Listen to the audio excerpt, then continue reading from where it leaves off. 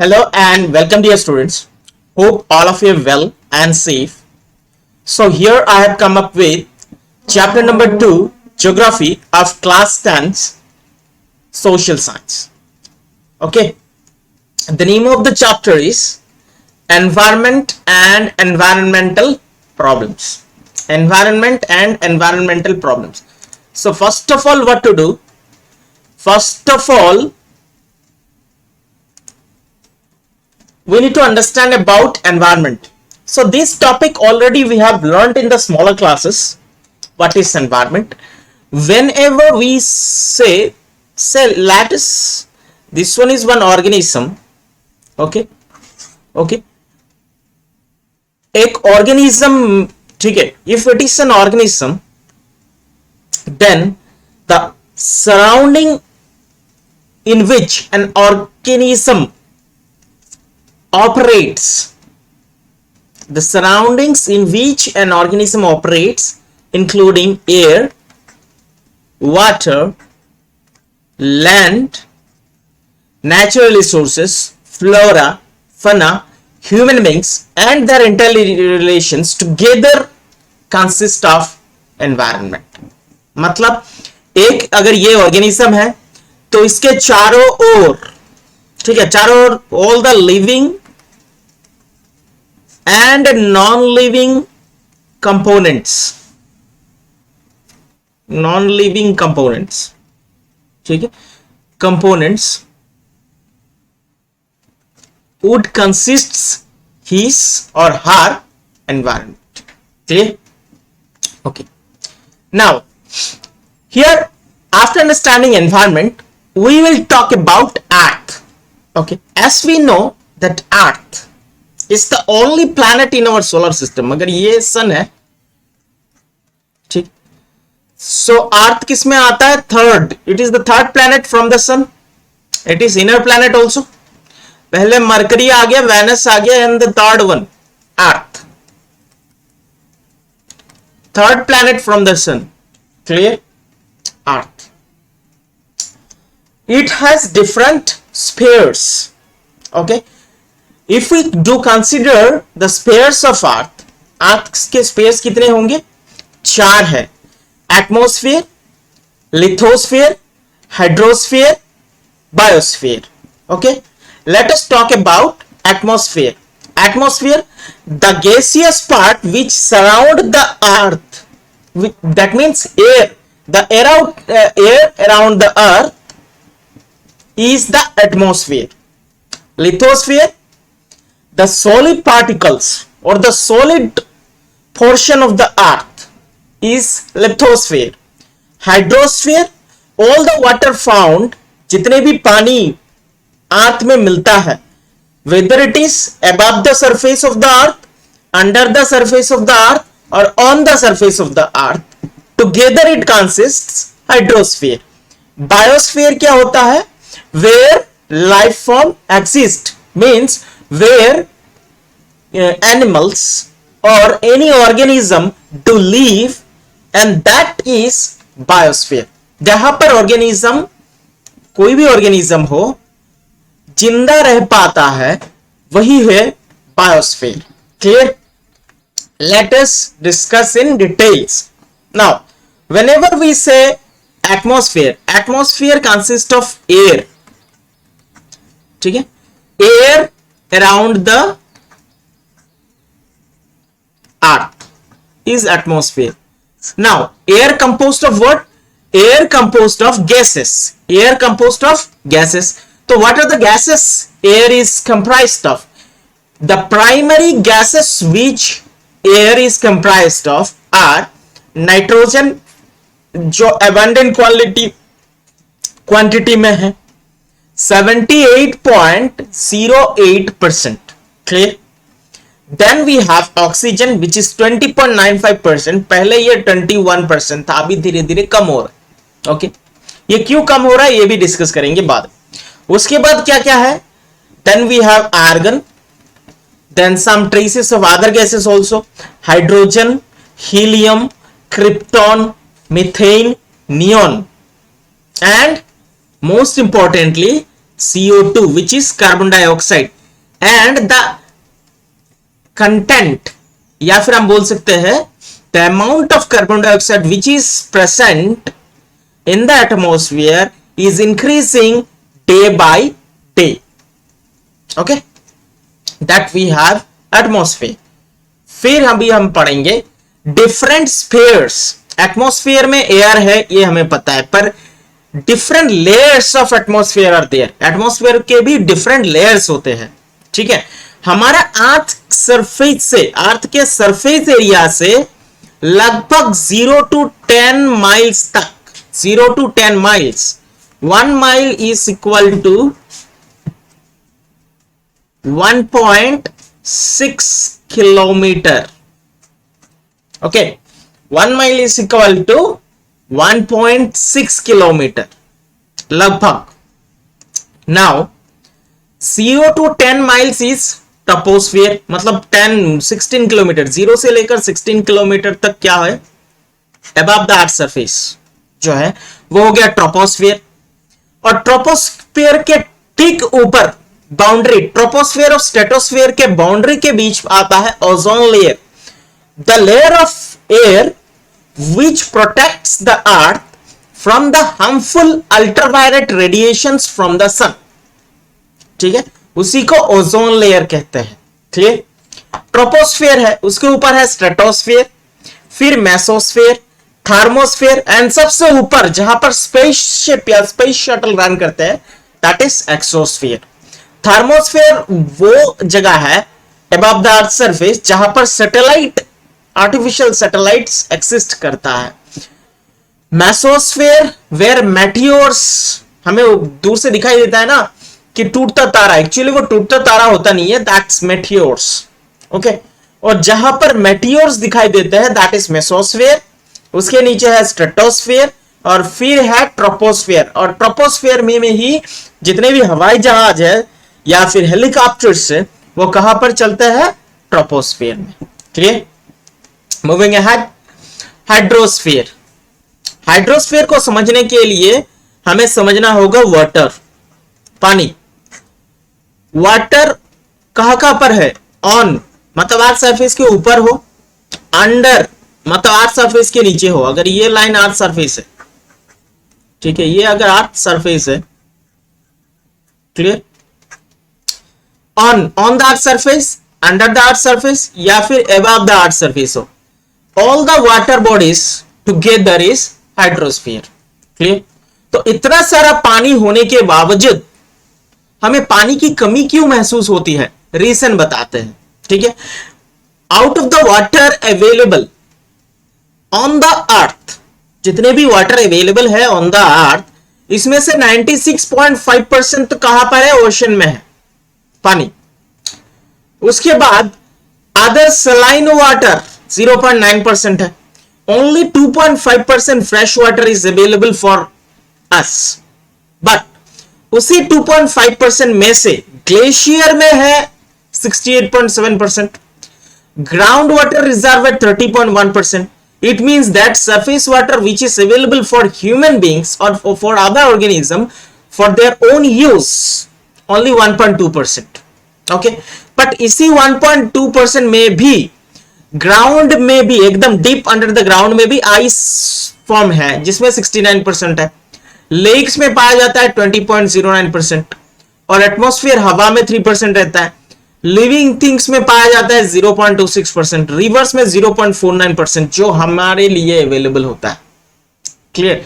Atmosphere वो कभी कभी हमें मिल जाता है by the way of rain, बारिश की वजह से. क्लियर? तो मोटा मोटा ये आप समझ सकते हो कि out of the water available, जितने भी वाटर अवेलेबल है उसमें से 96.5 लगभग आप बोल सकते हो 97% तो सलाइन वाटर है, वाटर. ठीक है, 3% फ्रेश वाटर है. बट उसी 3% में से लगभग आप पकड़ लो कि 98% जिसे हम यूज नहीं कर पाते हैं.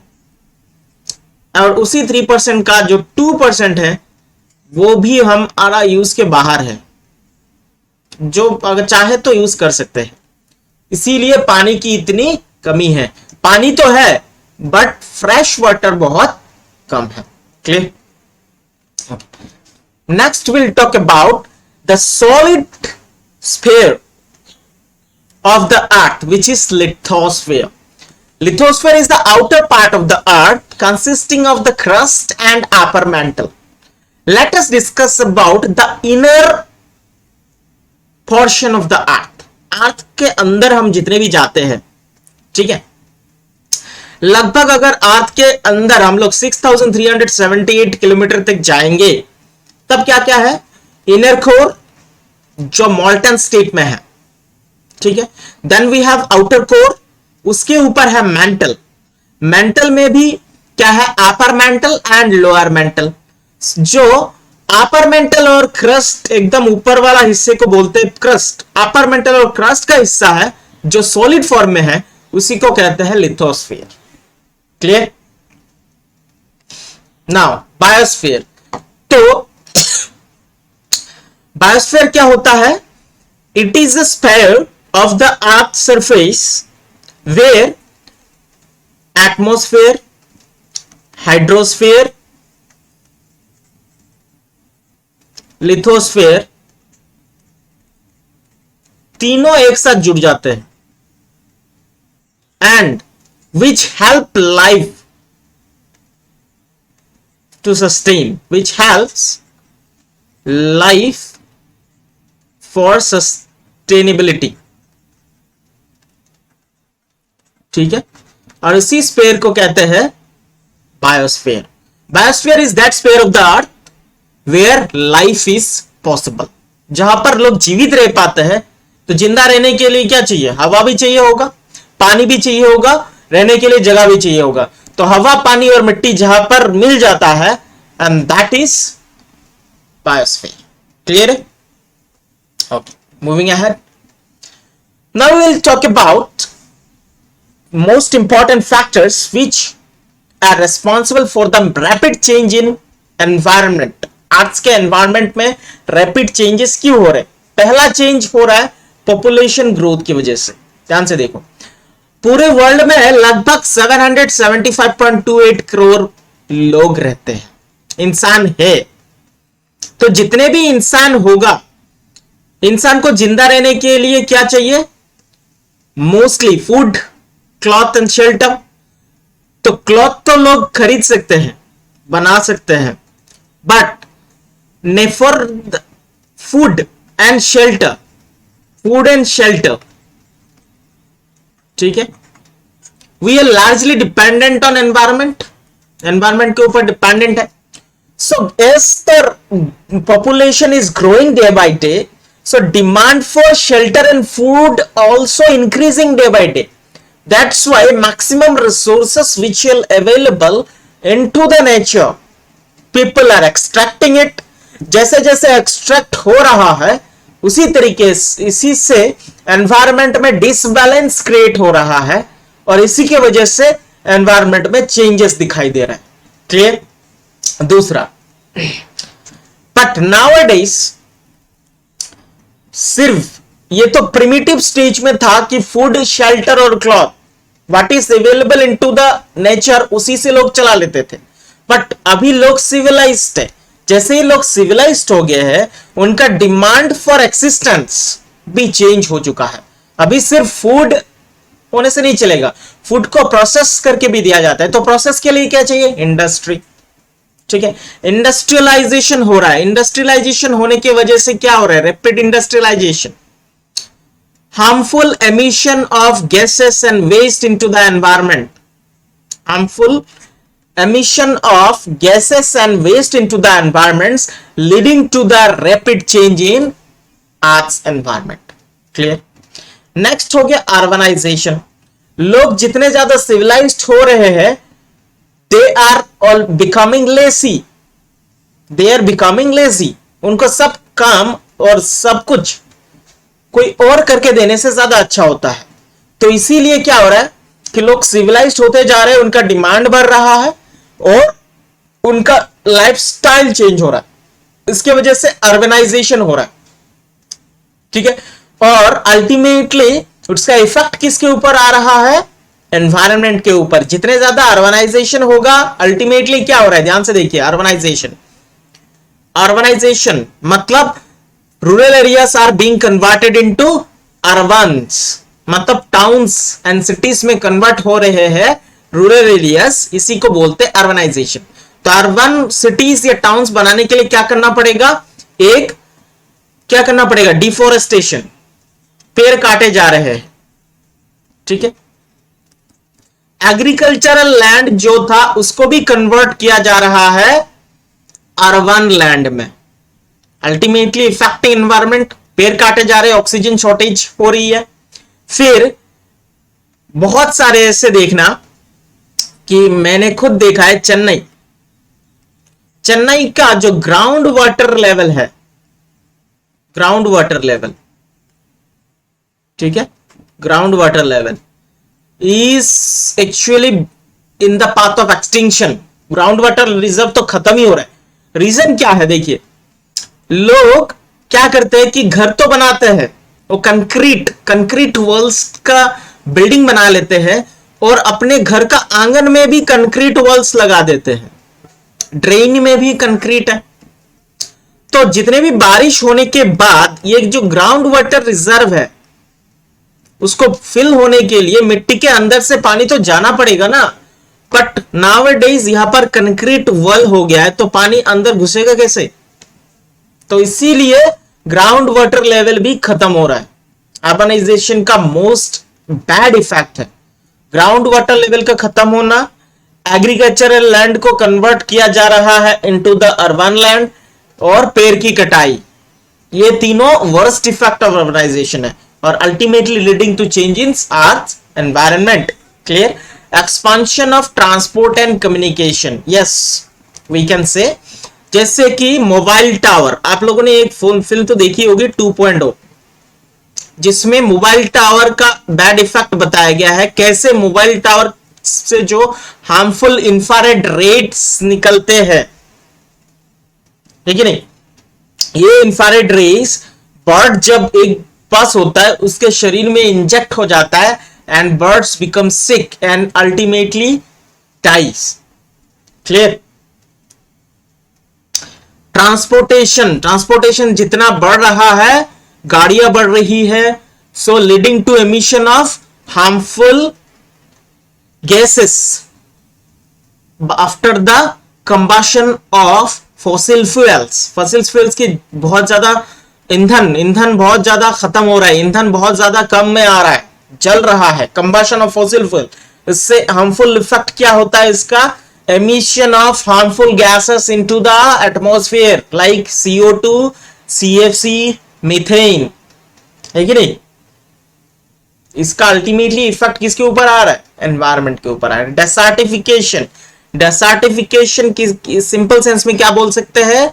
Conversion of fertile land into infertile one, conversion of fertile land into infertile one, desertification हो रहा है। ये भी फैक्टर है जो एनवायरनमेंट का रैपिड चेंजेस आ रहा है। डिफोरेस्टेशन, पेड़ की कटाई हो रही है, ऑक्सीजन शॉर्टेज हो रहा है, लैंडस्लाइड हो रहा है, बारिश की कमी हो रही है, और जहां पर बारिश है तो वहां पर बहुत ज्यादा बारिश हो रही है, बाढ़ की स्थिति हो चुकी है। ठीक है, so these are the common factors responsible for rapid change in earth environment. Clear? Okay, environmental problems, disturbance in the space of environment, disturbance in the spheres of environment. तो पहला एनवायरमेंटल प्रॉब्लम्स, व्हेनेवर वी से, तो environmental problems क्या बोलेंगे? अर्थ के environment में अगर कोई भी डिस्टर्बेंस हो रहा है, कहां पर? एनी स्फीयर, बायोस्फीयर हो, लिथोस्फीयर हो, हाइड्रोस्फीयर हो या एटमॉस्फेयर हो, जिसमें भी कोई अगर डिस्टर्बेंस क्रिएट हो रहा है तो that we can say it is environmental problem. As the population is increasing day by day, demand for resources also increasing, and in the process of extraction of resources from the environment, problem is occurring. Clear? Increasing content of carbon dioxide into the atmosphere. As rapid industrialization is taking place, transportation is also increasing, जिसकी वजह से क्या हो रहा है, harmful emission of gases into the atmosphere, और जिसमें एक गैस तो बहुत कॉमन है विच इज CO2, जिसकी वजह से एनवायरमेंटल प्रॉब्लम क्रिएट हो रहा है। Clear? Okay, now we'll talk about geographical divisions of environmental problems. Environmental problems can be classified into local problems, regional problems and global problems. Let's say one example. Say landslide, ठीक है, landslide,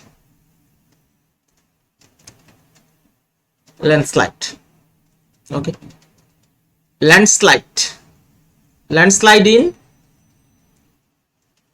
small scale industry.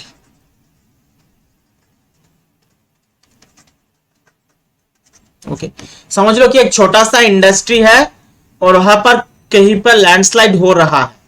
Due to the landslide क्यों हो रहा है? As industry is emitting wastages, ठीक है, तो land में अगर वेस्ट ज्यादा गिराया जा रहा है, अल्टीमेटली क्या हो रहा है, लैंड जो है it is decreasing it's power of holding tight, और इसी की वजह से लैंडस्लाइड हो रहा है। तो इससे हम लोकल प्रॉब्लम बोल सकते हैं। आपके आसपास जो एनवायरनमेंट के प्रॉब्लम है उसे बोलेंगे local problem. Regional problem most important, flood in Assam and myself is the biggest example of victims of flood. Myself is the victim of flood victim of Assam. Okay, Assam की बाढ़ famous है, इस बार तो भयानक भयंकर बाढ़ आई थी, और ये से हम रीजनल प्रॉब्लम बोल सकते हैं। whenever we say global problems, it is global warming. We'll discuss it in detail in this video but later on. Global warming, ठीक है, इसे हम बोल सकते हैं कि ग्लोबल प्रॉब्लम्स मतलब इंटरनेशनल प्रॉब्लम, पूरे अर्थ में जो प्रॉब्लम हो रहा है, एक कॉमन एनवायरनमेंट का जो प्रॉब्लम है उससे हम क्या कह सकते हैं, global problem. Clear? Moving ahead, major environmental problems में पहला प्रॉब्लम आ जाता है आपका पोल्यूशन। पोल्यूशन क्या होता है? Pollution is the introduction of contaminants into the natural environment which causes adverse change into the environment. जब contaminants environment में क्या होता है, इंट्रोड्यूस किया जाता है by human activities, ठीक है, उसे हम कहेंगे pollution। ठीक है, यहां पर देखिए इंडस्ट्री से हार्मफुल गैसेस एमिट हो रहा है, एटमॉस्फेयर पोल्यूशन मतलब एयर पोल्यूशन बोल सकते हैं। वेस्ट मटेरियल ज्यादातर पानी में फेंका जा रहा है जिससे वाटर पोल्यूशन हो रहा है। Okay, now when we talk about air pollution, harmful gases, emission of harmful gases like carbon monoxide, particulate matter, nitrogen oxide, lead emitted from exhaust road vehicles, जितने भी हार्मफुल गैसेस एयर में mix हो रहे हैं by the human activities leading to air pollution. ठीक है, जैसे industry से हार्मफुल गैस अगर एयर में कंटामिनेट हो रहा है, एयर में एमिट हो रहा है और इससे एयर कंटामिनेट हो रही है, that is the air pollution. Vehicle किससे रन होता है? डीजल एंड पेट्रोल डीजल जलने के बाद जो हार्मफुल गैसेस एमिट होता है in the atmosphere, that is air pollution. Clear? Next will talk about water pollution. Water pollution में हम क्या बोल सकते हैं कि इंडस्ट्री का वेस्ट जो पानी में जा रहा है जिससे पानी कंटामिनेट हो रही है, दैट इज वाटर पोल्यूशन। और not only industries, some other pollutants are also there in the agricultural field। weeds को मारने के लिए वीडिसाइड और इंसेक्टिसाइड्स और पेस्टिसाइड्स जो यूज किया जाता है वो भी पानी में जाके पानी को कंटामिनेट करती है, जिससे मेरीन लाइफ खराब तो होती ही है, और पूरा पानी अल्टीमेटली यूजेबल फ्रेश वाटर जितना कम है उससे ही अगर हम लोग कंटामिनेट करेंगे तो अल्टीमेटली फ्यूचर में कोई पानी बचेगा ही नहीं for the survival of organisms. ठीक है। Next you have land pollution is contaminating the land surface of the earth by dumping waste. Human beings take part in making land pollution. Some example जैसे soil pollution कैसे हो रहा है? Mainly due to chemical such as weed killers जैसे herbicides, pesticides, insecticides। ये सब जब हम एग्रीकल्चरल फील्ड में यूज करते हैं तो अल्टीमेटली सॉइल पोल्यूशन होता है। Whenever soil loses its humus and loses its fertility, actually क्या हो रहा है? सॉयल पोल्यूशन हो रहा है, ultimately land pollution. Waste disposal from, जैसे कि waste threatens the health of people in residential areas, it encourages household pests and turn urban areas into unsightly, dirty and unhealthy places to live in। Waste disposal होने के बाद industry का waste, domestic waste, isn't it, मेडी waste, और अभी सबसे ज्यादा जो हार्मफुल रेडिएशन क्रिएट हो रहा है जिसके वजह से ई वेस्ट लैंड को पूरी तरीके से खराब कर रहा है, मेडी वेस्ट। ठीक है। Industrial waste and domestic waste. Domestic waste में भी not only vegetables, I'm not talking about the vegetables one, wrappers and all। Domestic में बहुत सारे हम चीजें बाहर से लाते हैं जिसमें रैपर्स होता है, और वही रैपर्स इधर उधर फेंकते हैं तो ultimately leading to land pollution. Clear. Next, okay, now will talk about global warming. Before understanding global warming आपको पता होना चाहिए कि ग्रीन हाउस, आप लोगों ने देखा होगा कि एक ग्लास का घर बनाया जाता है, ग्लास हाउस रहता है। ठीक है। एक ग्लास का घर बनाया जाता है, ओके, और इसके अंदर पौधे होते हैं। ठीक है। और सन से जो रोशनी आती है, रोशनी, लाइट रेस जो आती है, लाइट रेस, ठीक है, it is just falling here and glass के वजह से इट इज ट्रैप्ड। ये जो ग्लास है, ग्लास हाउस जिसे बोलते हैं, glass house, the light rays which is trapped by the glass house in order to keep the plants warm, इसी को बोलते हैं ग्रीन हाउस। ठीक है। Now will talk about the green house effect. Okay, हमें पता है ये, okay, wait to make you understand, यहीं पर कोशिश करते हैं। Now sun and third planet which is earth, earth. ठीक है। तो सन से अर्थ में क्या आता है? Light and heat, light and heat. Okay,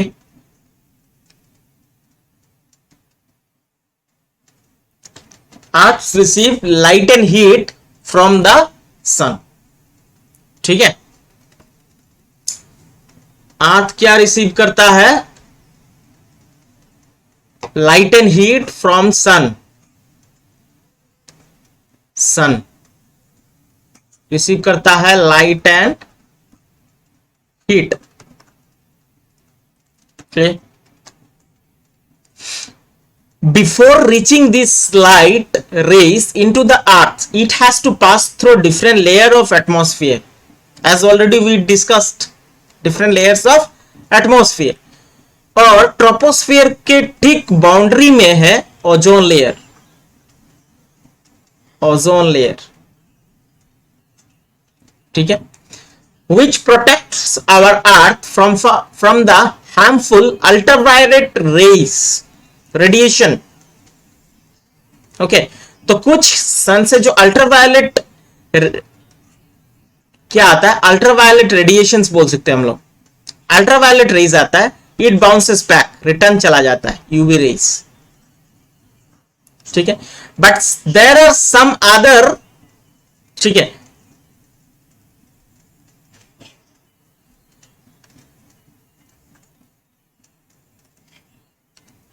इसे अर्थ पकड़ लेते हैं, okay.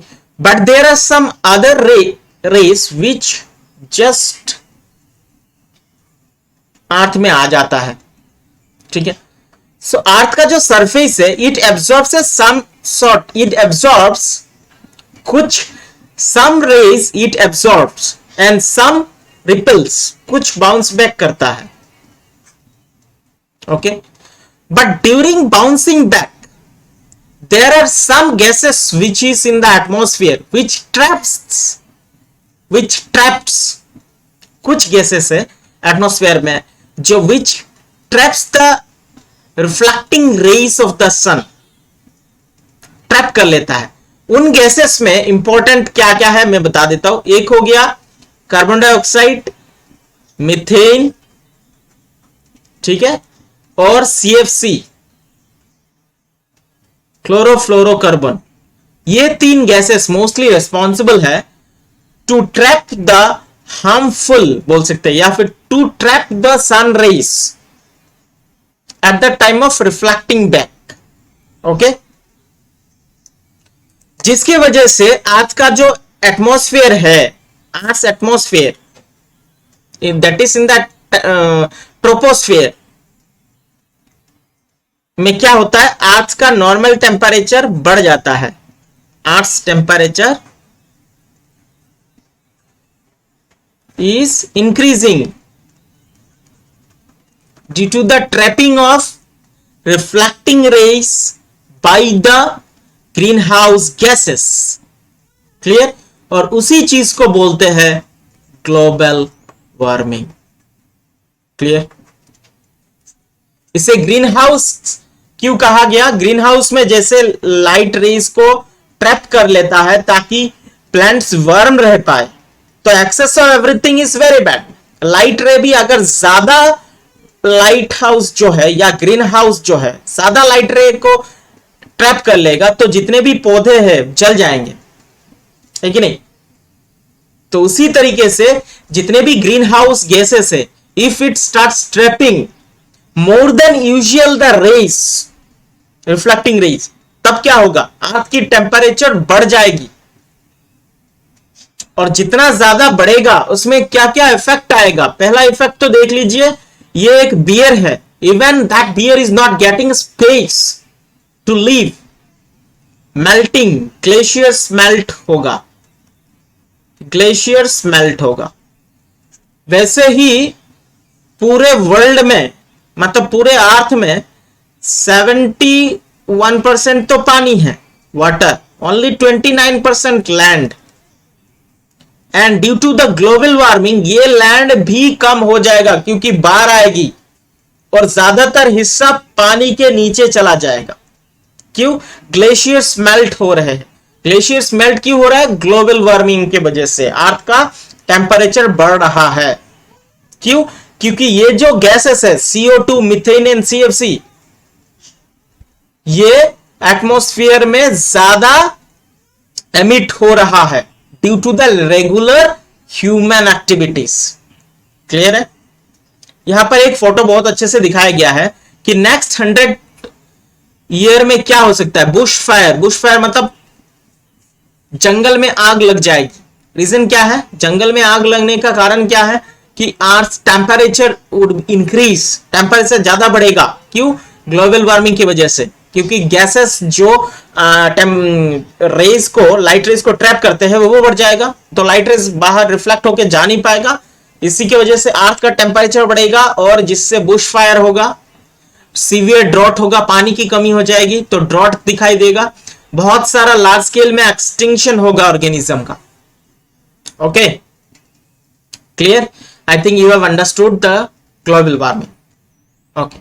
Now we will talk about desertification. Okay. Desertification. Let's see. Desertification. Desertification came from the word desert. कौन सा शब्द से आया है? Desert से आया. डेसर्ट का मतलब infertile land.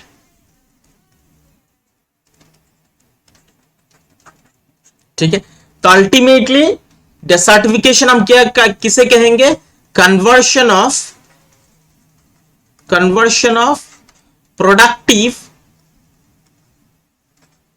Productive and fertile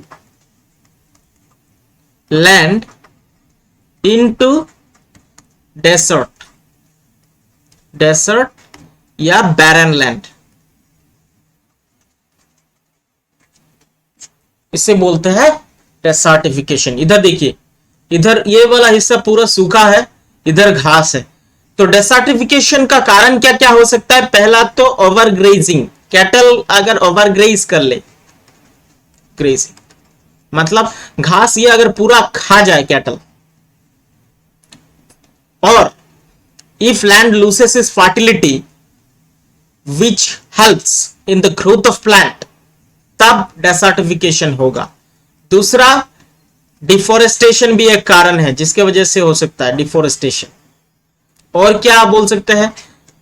urbanisation बोल सकते हैं, पॉपुलेशन ग्रोथ बोल सकते हैं, इंडस्ट्रियलाइजेशन बोल सकते हैं, लैंड पोल्यूशन बोल सकते हैं, जिसके वजह से डेसर्टिफिकेशन हो रहा है। ओके, डेसर्टिफिकेशन को रोके कैसे?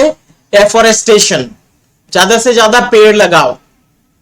ठीक है, मैं आप लोग को सजेस्ट ये करूंगा कि अभी जो मौसम है, आम हम लोग खा रहे हैं, जैक फ्रूट खा रहे हैं, थोड़े दिन पहले लीची भी अवेलेबल था।